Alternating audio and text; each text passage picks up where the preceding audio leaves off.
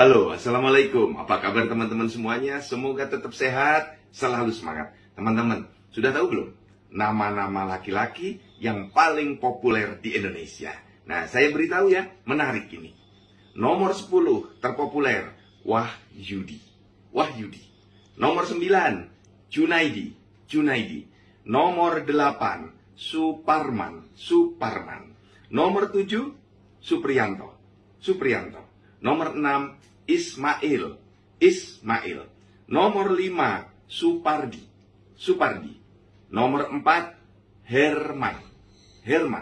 Nomor 3, Mulyadi. Nomor 2, Slamet. Dan nomor 1, nama paling populer di Indonesia, Sutrisno. Nah, teman-teman semua, ada nggak namamu di 10 nama-nama terpopuler di Indonesia ini? Beri komen ya. Terima kasih teman-teman. Semoga informasi ini bermanfaat.